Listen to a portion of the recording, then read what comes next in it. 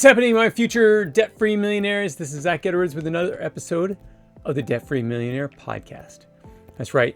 We talk about personal finance, and we talk about real estate, and we talk about business.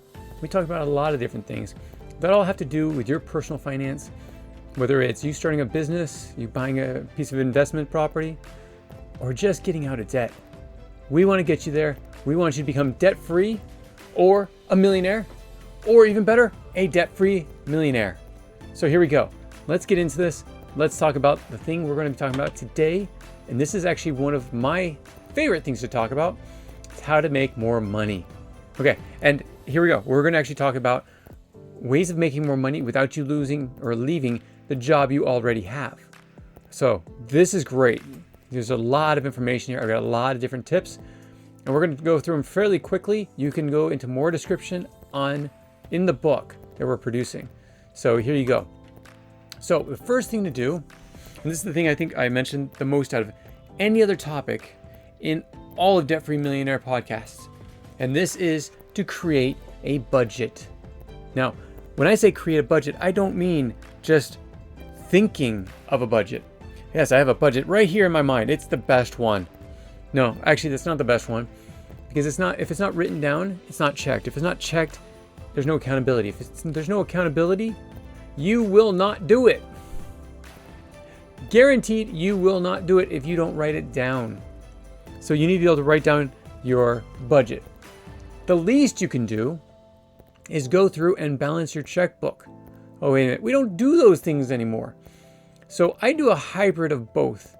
I do a budget where I keep track of how much I spend compared to how much I wanted to spend. And I actually write down every single one of my expenses. This is one of the reasons why I keep debit cards and credit cards and a checking account. It's because I want to be able to keep accountable, and I put it into my own spreadsheet. Now, I could use one of those systems online, but then I wouldn't be going through every single line item and say, okay, I know this one, I don't know this one. Where'd this come from? Or, oh, I forgot this one. I need to get rid of that subscription. So creating a budget allows you to have a name for every dollar that comes into your life, whether it's through your paycheck, whether it's through a side gig, or whether it's even your inheritance or a tax refund or a bonus from work. Every single dollar has a name, and the name could be eating out. If you want to put $20 a month towards eating out, great. That's a great amount of money. It's not that much, but it's a good amount of money that over like 2 or 3 months, it'll get to $60, and you can take your spouse or your significant other out to dinner. Yes, it takes you 3 months. If you want to increase that, it's up to you. But I would suggest that you try to go hard on getting rid of your debt so you have more money to spend on those things. And then instead of having $20, you have like $100 a month. But again, this only happens after you get out of debt, because while you're in debt, you're paying all this extra interest, which you're never able to recoup. So you're throwing money out every month, just paying off your debt. Now, this is just number one. Number two is to automate your savings. This one I love as well, because instead of just having one account, you have your paycheck go into your main account. Then you have an auto draw, depending on when the paychecks come in. If they're bi-weekly, only on the 15th and the 30th, great. Then on the 16th and the 1st, you pull money out to put into other accounts, such as your car account. I'm putting $100, I think, a month into a car account that I might not use forever, but I might use it.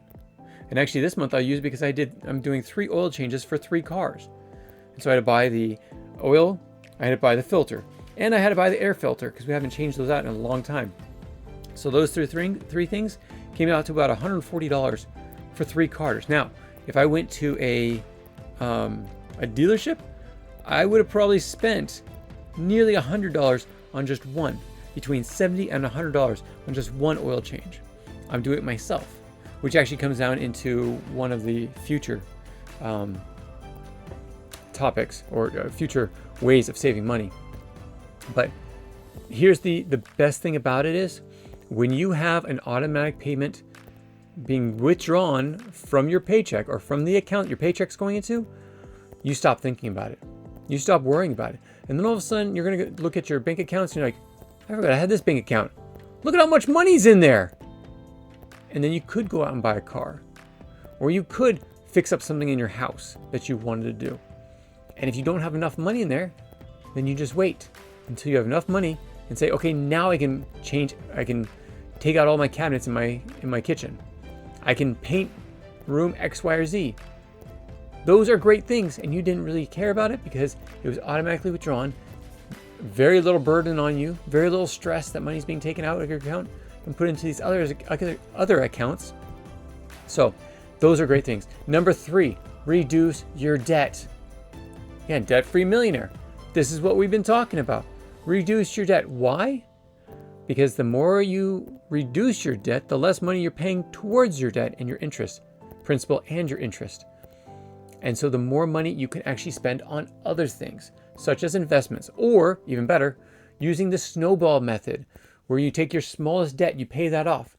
Then you get your next size debt, and any money that you saved from the first one being paid off, you put into the next one. So the amount that you're paying towards your next debt is growing.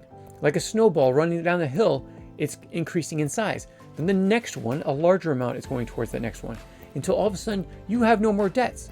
Or you might have the biggest one, your mortgage. So it's a great way of getting rid of your debt and putting more money towards getting rid of the larger debts. Now, another way of doing this is there's a lot of gurus out there that say, go after the highest interest rates. Okay, great. My highest interest rate is where all my money is. Let's say I have $20,000 in this one thing in a savings account. Or $20,000 in my credit card. I would love to get rid of a 20% interest rate, but I'm going to have to work on that small amount forever and all these other debts that I have to pay off. And so if that's true, I'm paying a minimum amount, because even though you have a small amount, you're still paying a minimum amount. If you could get rid of that minimum amount and put it into the next account, then you're able to put more money towards specific debt. And you can pay that debt off a lot faster. So I explain that in the book. So go to the book. The next one is cut unnecessary subscriptions. This is huge. You know what the statistic for going to a gym? Here, let's make it easy. I love doing this. I love bringing you on and being able to have you see what it is, so that you're not just taking my word for this. Okay, what are the statistics? There you go, of gym memberships? Okay, more than 184 million members belong to nearly 210 health and fitness facilities. In 2019, over one in 5 Americans belong to at least one health club. The number of members are also up 2.7% from 2008. So these are all great numbers. Gyms are great things to be part of. So now here's the thing. What are the statistics on gym memberships that are used? 56% of members use their gym twice a week. Okay, that's probably what you need in order to break even on that. 20.7 go once a week, 6% go once a month, and 7.4% go less than once a month. That 7.4, if you're in that amount, you're wasting money.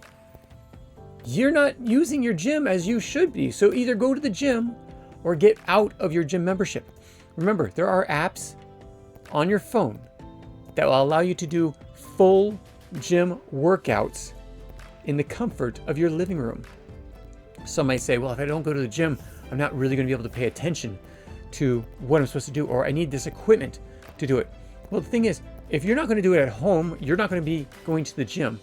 If you're too busy to do it at home, you're too busy to go to the gym. Again, 6% plus 7.4, that's 13.4%, go once a month or less. and you're paying like $50 or more for your gym membership. That's painful. Okay, that's very painful. Now here it has just a slightly different from another, so exercise.com and financeonline.com. And this has a little bit different responses. So 63.3% go to the gym at least twice a week, while 14.3 million or 16% go to the gym at, I know it's the same one, at least once a month or less than once a month. So yes, this is why if you're not being that 56.6% or 63.3%, you're wasting your money. You need to get rid of that membership. Okay. Another one is streaming services. Okay. Wow. Do you need to be paying for 2 or 3 or 4 or 5 or 6 or 7 streaming services? How many can you use all at once? 1. That's all you can use. You can use 1 membership. All the rest are extras. If you have 1 for video and 1 for audio, that's another thing. You have 2, because sometimes you can use the audio, sometimes you can use the video. If you have an addiction enough that you have to have it, you might need to be looking at that addiction. Another big one, magazines and apps. Oh, apps. So when I was talking about gym memberships and apps that have, so phone apps that have a workout, you don't have to pay for them. Most of them are for free. They do have upgrades, which are really cheap, but you don't even need those. Okay, so on to the next one.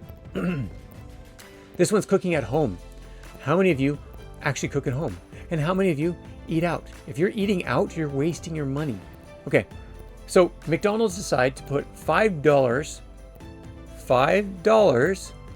for a super value meal. That's a very big super value meal because most of them are like $10 now. They're losing money on it. And they said it's going to be limited time. So if $5 is the lowest you can get, what can you make with $5? Okay, you can make a full pizza for yourself. You can make a full multiple sets or multiple dishes for dinner, multiple dishes for lunch. Heck, you buy just hear me here. You buy a loaf of bread for $1.50 at Aldi or Walmart, but they're really cheap stuff. You buy a thing of meat, lunch meat, that is about $2 depending on the week. You buy a thing of cheese, about $2 as well. So that's $5.50, maybe even $6. That'll last you for at least a week. Even if you make 2 sandwiches a day, it still lasts you for a week. If you were to spend, say that you bought the $5 meal, you spent $5 times 5 days, that's $25. If you bought those things at Aldi or another grocery store, you're spending about $6, maybe even $10. You're still saving at least $15 on what you would have been spending for your lunches by taking lunches from home and bring them into work. So another one, batch cooking. Have you ever heard of this? This is where you buy in bulk, you cook in bulk, and you freeze the rest of it. You eat what you can and you freeze the rest of it. Great. Meal planning. Plan your meals out. That's what I do. Every Sunday, my wife and I talk about the week and we talk about what we're going to make. And then we go out to the grocery store once a week and we buy all that stuff. Now remember, we have 8 people in our family, 6 kids. Well, now actually we have 7 because one left the nest. So planning out, I could spend nearly like maybe under $10 on a full meal for all 6 people. Oh, sorry, all 8 people. This is before my daughter left. $10 full meal for all those people. If we brought them out to to a fast food restaurant or even a sit-down restaurant, we're talking 8 times $10 a person. That's like $80 per person, or $80 to go out for one meal. $80 for one meal. Or if I go to a sit-down, $120 to $200 for one meal. We sit down at our dinner table and we spend $10. That's a big savings. Making a grocery list. Again, Another big savings. Now you're going to get a lot of these in the book, but I wanted to give you a few more. So there's things like using coupons and discounts. Okay, buying generic. You don't need the name brands. Here's a big one that I like to hit, especially because I wish more people would do this because it's so easy. Okay, replace all your incandescent light bulbs with LED light bulbs. Okay, your thermostat, set another 2 degrees up. Make it a little bit warmer in your house during the summer, and a little cooler in the house during the winter, just by a little bit. It'll save you $50 a month if you do that. Now, another one, unplug devices. When you're not using appliances, pull them out of the wall because there's actually phantom energy. Yeah, you can call it phantom energy consumption. It does actually happen. The appliances still use power even though they're still plugged in but turned off. And this hits to a big thing. You might be replacing your light bulbs with LED bulbs, but it does not matter if you don't turn off those lights. So I have kids. Of course, I have 6 of them. They are the worst when it comes to remembering to turn off lights. But you turn off lights and you'll save $20 to $30 a month from extra energy loss. That's great. There's other things you can do, such as putting insulation in your attic. It's less of the heat from the attic coming down into your house and warming up the house. There's other things you can do. And this is a topic for another day. This is like a whole chapter, or maybe even a whole week of energy to make your house energy efficient. Okay, moving on to a few more. Limited impulse buying. You set a grocery list, you buy the grocery list. You don't buy anything else. Another one, cash only. You go in with an envelope of cash and you can only spend what's in your envelope. When you're out of money, you don't spend more. Great way of doing it. Waiting periods. You put together a grocery list and you wait 24 hours before making non-essential purchases. So you make a grocery list, you wait 24 hours, you think of anything that's left, and then you go out. Now, if you find something you want to buy, you really need, give it a 24-hour buffer period. Best way of doing it. Okay, I'm going to go through these a lot faster. DIY projects. There's a lot of things in your house you can learn to do on where? YouTube. That's right. You can go on YouTube or Rumble or any of these other video dispensaries. This will allow you to do it yourself. A lot of people like to throw up their clothes because they have a little rip in it. Well, when was the last time you picked up a sewing kit and maybe sewed it together? Yes, it's extra work, but it saves you a ton. Home repairs.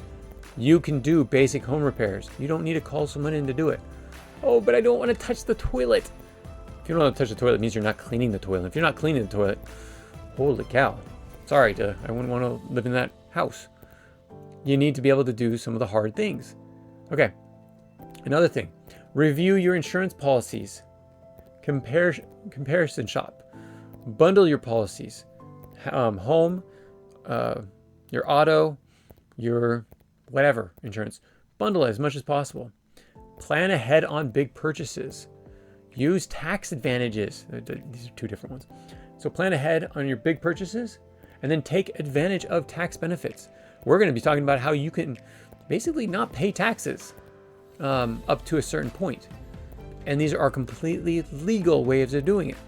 But what this is also talking about is putting more money into your 401k and your IRA, your health savings accounts. Those are tax advantages. Using, if you're starting a business, using that as a tax deduction in your taxes. There's all these different things, but the biggest thing is, with this one, I am not a tax professional. Go talk to a professional. There's plenty of them out there. They would love to give you information. Okay, downsize your clutter. This is a big one. This is a really big one because this is one where we as Americans, we love to collect things. We love doing things and we need to downsize. So sell your unused items. Smaller spaces. Consider moving into a smaller space that's less expensive. That also makes you consolidate what you have and actually possibly adopting a minimalistic lifestyle. It will save you tons of money. Your expenses will drop dramatically. Okay, the next one, use public transportation. Okay, you can get a monthly pass. You can even carpool public transportation. And you can even have a car, but carpool. You won't be spending all this money on gas. Bike or walk. If you can, if you're close enough, bike there, walk there, wherever it is. Next one, big one, huge for some people. If you're a smoker or you're vaping, you want to pay off your debt, you want to become a millionaire, you're not going to do it while you're smoking. It's one of those big expenses that you're paying every month, and you need to be able to get rid of it because you're spending so much money to fulfill your addiction. Same thing goes with limiting your alcohol consumption, if not completely eliminating it. This is one of the biggest expenses that most people have. They get beers for their refrigerator. Well, during a weekend, you can go through a whole case of beer. You just wasted all that money. Truthfully, I'm sorry, water, even though you don't like it, water's for free. And, well, it's mostly free, because even your utilities, you're paying for water. But here's the thing. You're not going to be going through a ton of alcohol. Alcohol is a carbohydrate. There's carbohydrates in the alcohol. Why is there? Because it wants you to drink more. The more you consume, the more alcohol you get into your system. And then what, you drive when you're drunk? You do stupid things when you're drunk? If you limit your consumption, maybe you only have a single beer bottle in your refrigerator. Okay. Maybe you don't have any. Again, that is the best thing for you. Don't go out and social drink.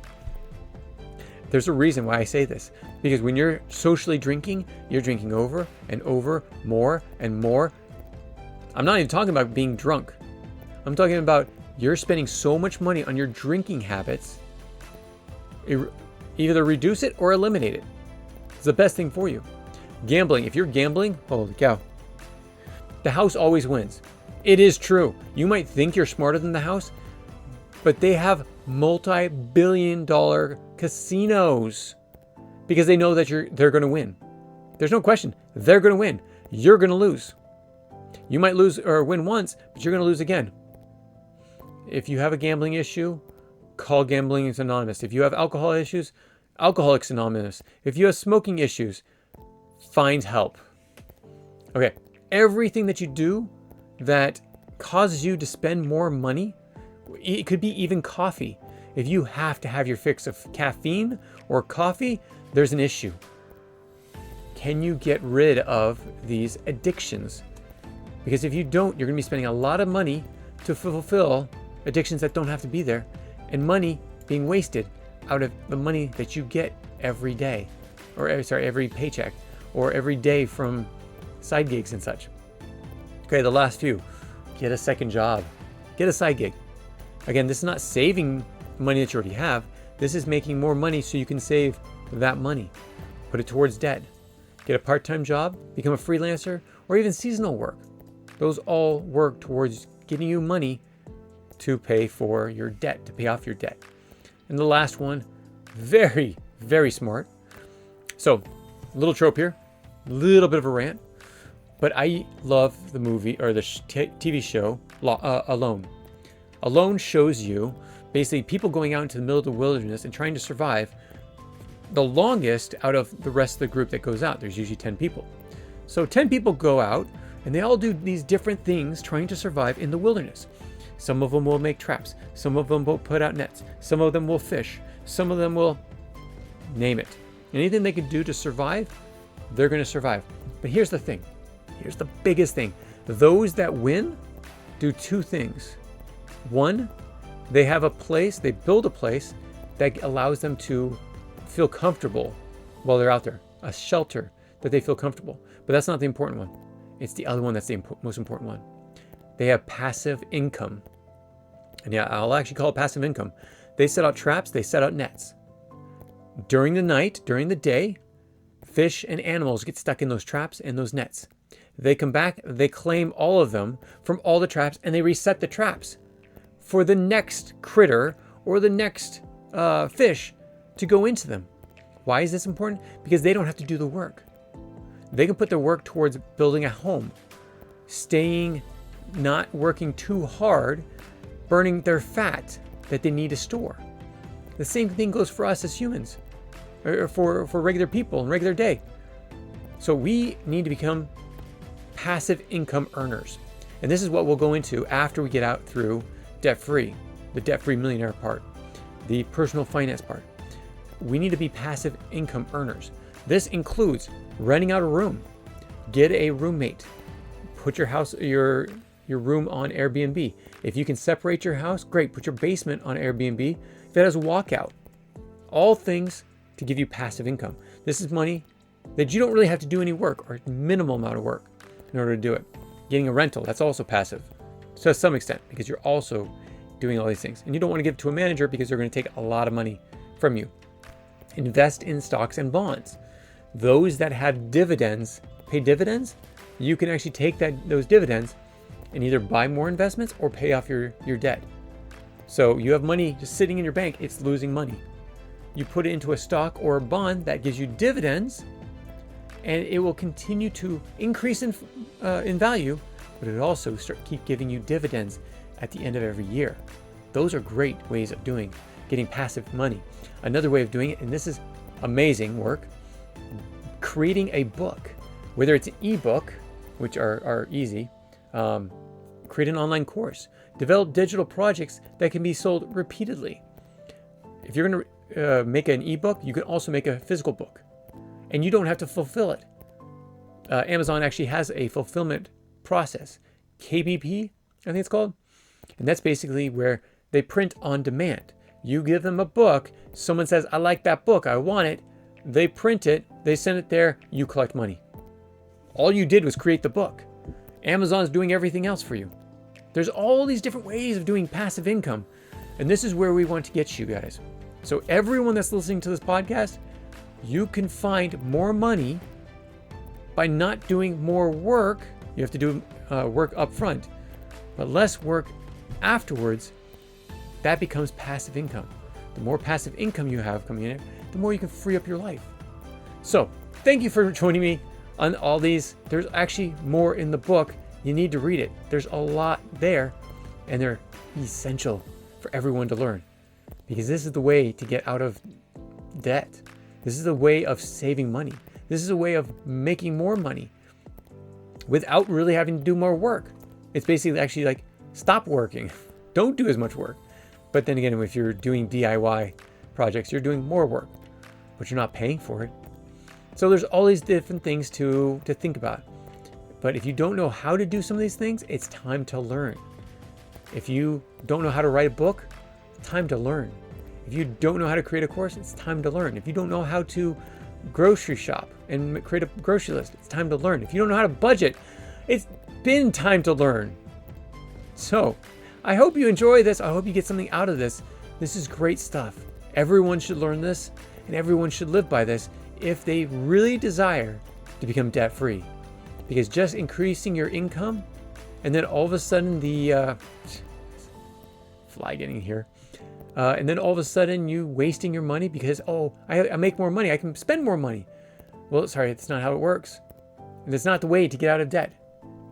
So thank you so much for joining me. I'm going to kill a fly because it is annoying. See? Yeah, I'm going to go kill a fly. And I hope you are able to get some of these things done so you can become debt-free and eventually become a millionaire. We'll get you there. Thank you so much. Talk to you soon. Bye.